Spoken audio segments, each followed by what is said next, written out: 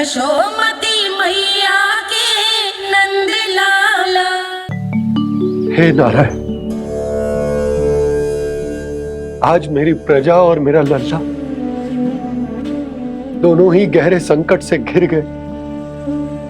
आपको मेरी सहायता करनी होगी।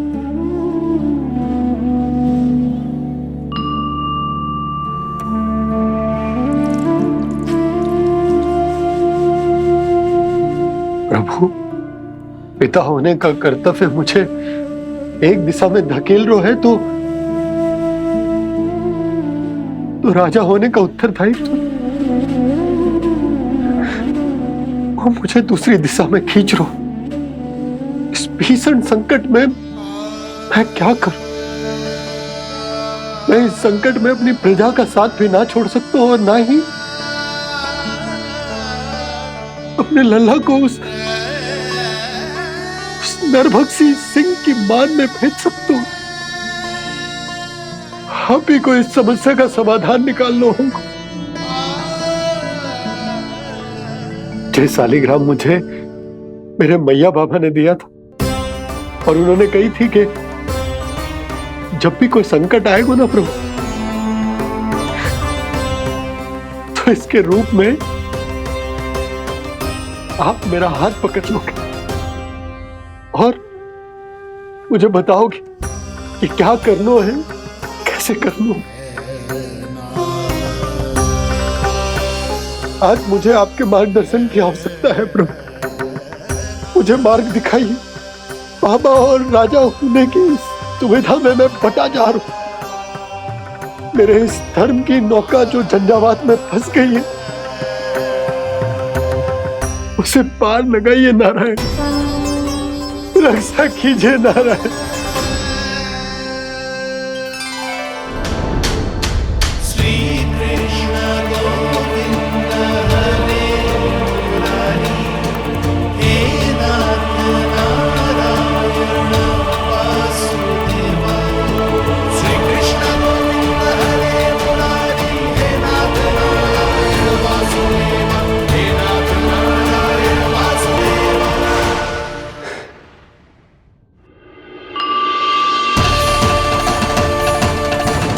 शालिग्राम यहीं तो रखा था मैंने। कहाँ गिर गया? कहाँ चला गया? मैंने तो यहीं रखो था।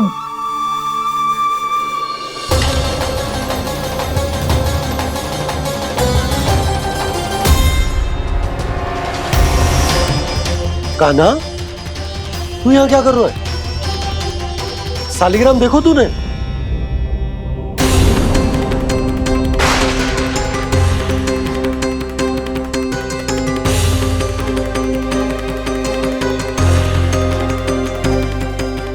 तेरे मुंह में क्या है?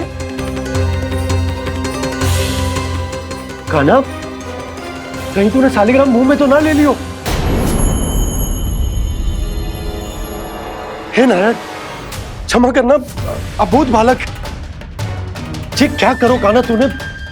बाहर निकाल शालिग्राम। लल्ला, जी अनुचित है। यदि वो तेरे कंठ में चला जाएगा तो तेरी सांस। लल्ला, ला बाहर निकाल। अच्छो बालक है ना तू? हाँ? ला। अरे तेरी मैया को पता चलेगा ना तो वो कहेगी कि ना तो प्रजा का ध्यान रख सकते हो ना ही अपने लल्ला का। लोभ के फंदे में चारों ओर से जकड़ गए थे हम। भविष्य के स्वप्न देखते देखते अपने जीवन का सबसे बड़ा भूल किया है हमने। यशोदा और नंद भैया ने आप सबको समझाने का कितना प्रयास किया था, और यहाँ तक कि छोटे कान्हा ने भी हमें कितना समझाया, लेकिन हमने उस दुष्ट व्यापारी को अपना सारा वचन दे दिया। मुझे तो सबसे पहले अपने घर में बिठा कर ही समझाया था उन दोनों ने। कही थी कि कोई किसी भी वस्तु का दुगना मूल्य क्यों देगा, पर मैंने उनकी एक भी ना सुनी। आप ही बताओ रोहिणी जी, अब किस मुंह से क्षमा मांगूंगी मैं जशोदा जी से? क्षमा मांगने की कोई आवश्यकता ना।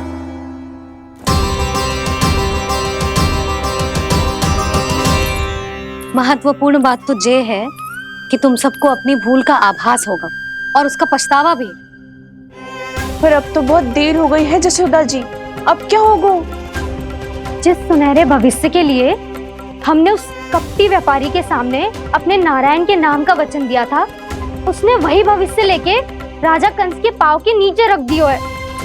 संतुष्ट सुखी जीवन जी रहे थे हम। बछड़ों को उनके भाग का दूध मिलता था। हमारे बच्चे जितना चाहे दूध दही माखन खाते थे। अब उनके मुंह का निवाला छीनकर उस दुष्ट कंस को देना पड़ेगा चिट्ठी। ना, नारायण की कृपा से तेरी जसोदा जिज्जी के पास गायों की कमी ना है। मैं अपने घर का सारा गोधन पूरे गांव के साथ बांटूंगी। किसी भी बालक के मुंह से निवाला ना छिने को। नारायण की कृपा से गोकुल का एक भी प्राणी वंचित ना रहेगा। हाँ नहीं तो देख कान्हा, बाबा का कहना मान ले। कान्हा, तुझे नारायण की सौगंध है, वो शालिग्राम मुझे दे दे।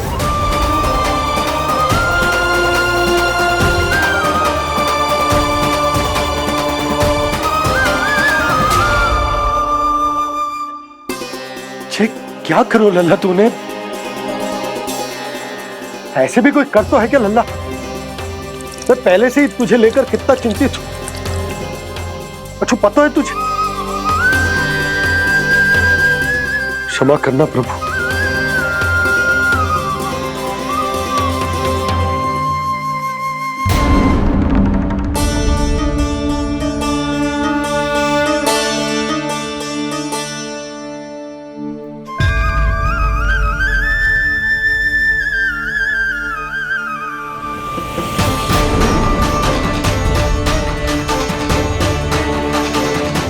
ये क्या कर रहे हो लल्ला? नारायण की मूर्ति कहाँ गई?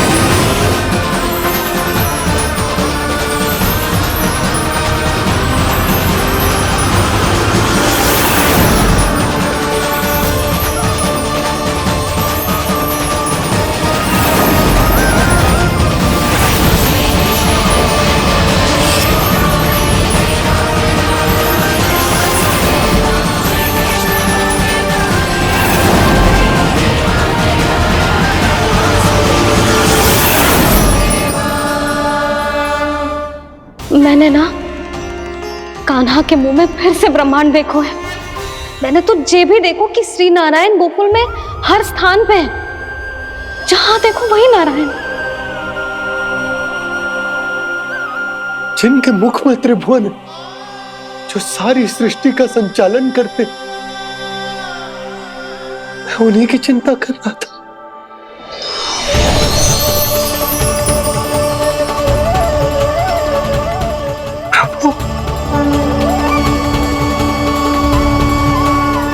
प्रभु, बाहर भी आप हैं और भीतर भी।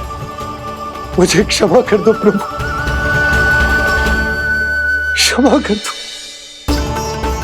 इस सांसारिक माया में आकर मैं भूल गया था जिनके पास सारी समस्याओं का समाधान है, जो किसी भी संकट को क्षण भर में समाप्त कर सकते,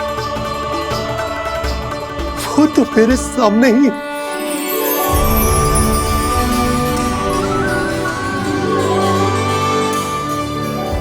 समस्या कैसी भी क्यों ना हो, चिंता समाधान नहीं, बाधा होती है।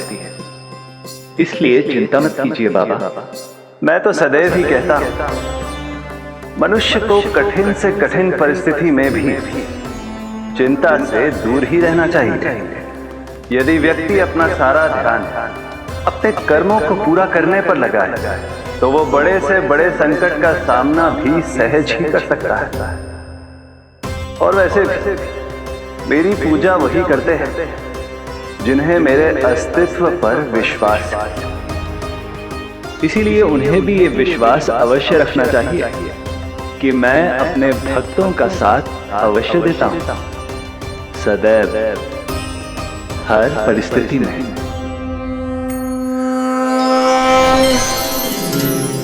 मैं आपके साथ ही हूँ बाबा।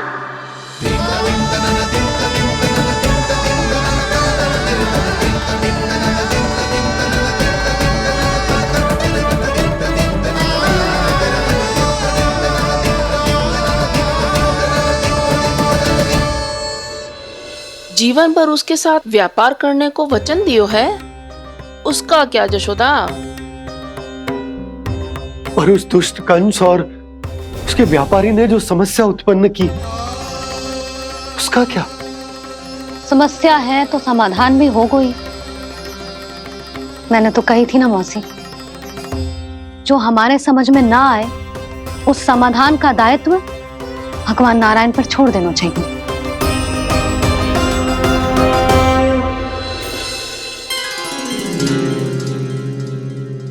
ये देखो,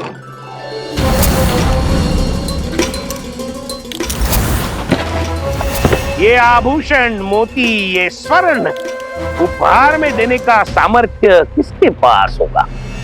कंस महाराज, तुम देख लेना, मैं इस घर को महल बना दूंगा, सब झटक लूंगा। कान्हा, तुम तो अंतर्यामी हो, सब जानते हो। बताओ ना, कैसे मैं गोकुलवासियों की सहायता करूं? कोई उपाय सुझाओ। तुम्हारी ये रहस्यमयी मुस्कान बता रही है कि तुम्हारी लीला पहले से ही आरंभ हो चुकी है ना? अपने कर्मों का फल सभी को भोगना ही पड़ता है बाबा, चाहे वो अच्छा हो चाहे वो बुरा। तुम सभी चिंता मत करो। जो अन्य व्यक्तियों के साथ बुरा करते है ना, उसके साथ देर सवेर बुरा ही होता है। और जिस हाथ से उस षड्यंत्रकारी ने तुम सबका दूध दही माखन लियो है ना, जल जाएंगे वो हाथ, जल जाएंगे वो। दोनों पिता पुत्र का इसी से स्वागत करूंगा।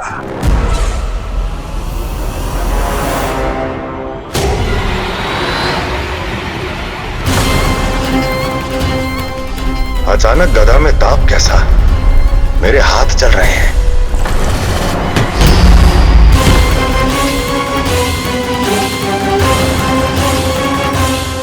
और वो व्यापारी जो तुम सबके शांत जीवन में भूचाल बन के आओ है, स्वयं शांति से थोड़े ना बैठ पाएगा।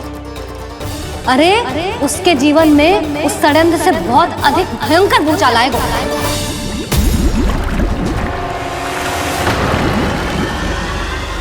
स्वामी, ये अपने आप कैसे उबलने लगा?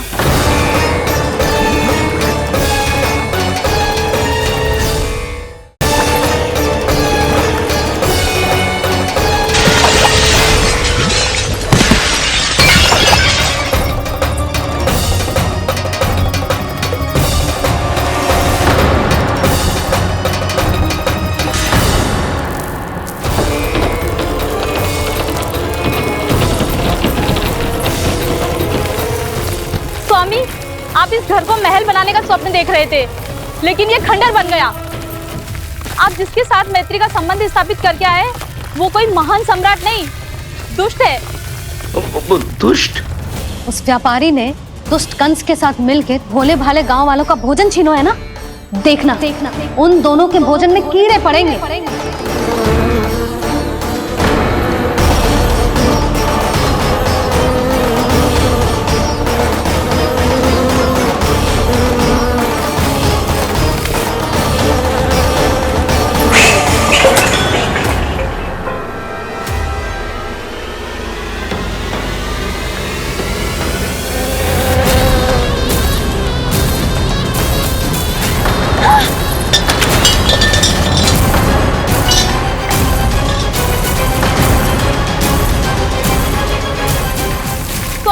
घर गया, जीविका का साधन गया, अब क्या जाएगा हमारा जीवन?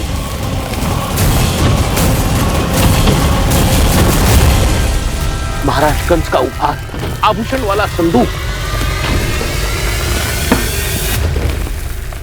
उन दोनों ने मिलकर तुम सबका दूध, दही, माखन, सच्चा धन छीनने का प्रयास करो, है ना? अब देखना, उन दोनों का धन, उनके आभूषण सब लोहे के बन जाएंगे, कंकड़ पत्थर हो जाएंगे सब, कंकड़ पत्थर हो जाएंगे सब। ऐसा ही होगा मैया।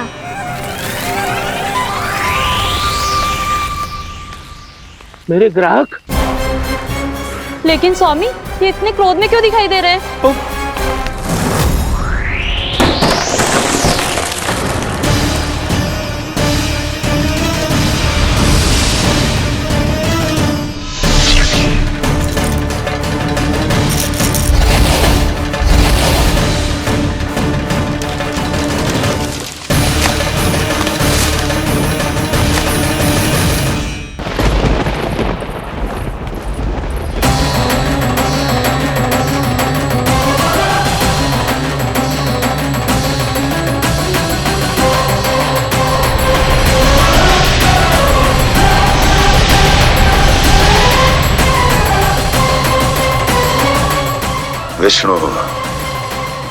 विष्णु ने किया है ये सब। कंस ने जो किया है उसका दंड वो अवश्य भोगेगा, उसका दंड वो अवश्य भोगेगा, दंड वो अवश्य भोगेगा। किसने कहा ये? किसने कहा ये? किसने कहा? मैंने पूछा किसने कहा ये? तुम जिसे ढूंढ रहे हो वो मैं हूँ, विष्णु अवतार। क्या चाहता है तू? तुम्हारे युद्ध मुझसे था कंस, और मेरे भोले भाले भक्तों को अपने जाल में फंसाकर तुमने सारी सीमाएं पार कर दी। अब जब तक तुम गोकुल के ग्वालों को अनुचित प्रकार के अत्याचार से मुक्त नहीं कर देते, तुम्हारा और अन्य सभी षड्यंत्रकारियों का सामर्थ्य, वैभव, बल सब कुछ नष्ट होता चली जाएगा, और तब तक अपने पूर्व रूप में वापस नहीं आएगा जब तक तुम उन निर्दोषों को जीवन यापन का अधिकार लौटा नहीं देते।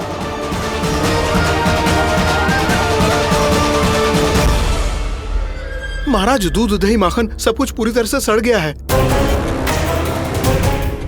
महाराज, सारा अनाज, फल और सब्जियां सब नष्ट हो चुकी है महाराज। महाराज, महल का सारा पेयजल दूषित हो चुका है। छल है ये। वो विष्णु अवतार हमें अपने माया जाल में फंसा रहा है। ऐसी सड़ी हुई मिठाइयां मैंने आज तक नहीं खाई हैं। खोए की नहीं, पत्थर की बनी है ये, उससे भी कड़ी है तुम्हारी ये मिठाइयां। आज के बाद कभी मिठाई नहीं लेंगे। जो बुरे कर्म करते हैं उनके साथ बुराई होता है, और अच्छे कर्म करने वाले को अच्छाई मिलती है। आप अपना कर्म कीजिए बाबा, आपकी चिंता अपने आप दूर हो जाएगी। और हाँ बाबा, शीघ्र ही आपको एक बड़ा निर्णय लेना होगा। स्मरण रखिएगा, जो होता है वो अच्छे के लिए होता है।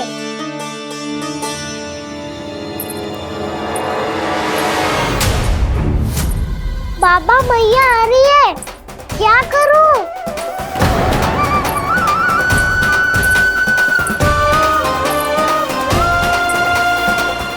कुछ सुझाव दो ना बाबा, जिससे मैया मुझे ऐसे नहीं देख पाए।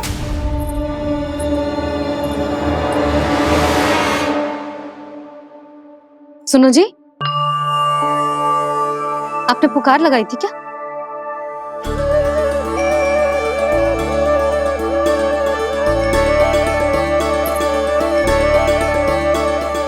तुम मुस्कुरा क्यों रहे हो?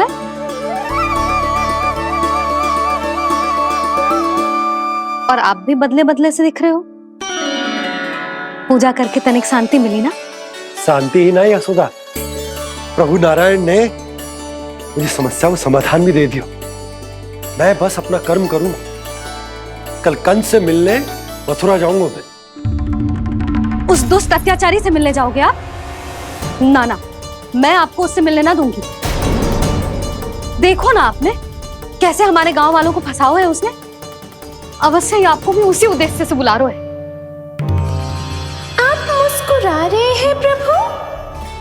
कुछ देर पहले ही तो मैया सभी को मुझ पर अर्थात श्री नारायण पर विश्वास करने की सीख देकर आई है। अब देखो स्वयं भी चिंता करी है ये। चिंता मत ही करो यशोदा, मुझे श्री नारायण किसी भी जाल में ना फंसने देंगे। वो तो यही है हमारे साथ। यही है, इसका क्या अर्थ है जी? तुमने कही थी ना कि तुमने उन्हें हर जगह देखो, हमारे घर में, गोकुल में, तो इसीलिए तुम चिंता ना करो, मुझे अपना कर्तव्य करने दो। कल भोर होते ही मैं मथुरा निकल जाऊंगा। पता तो चले वो हमसे चाहतो क्या है।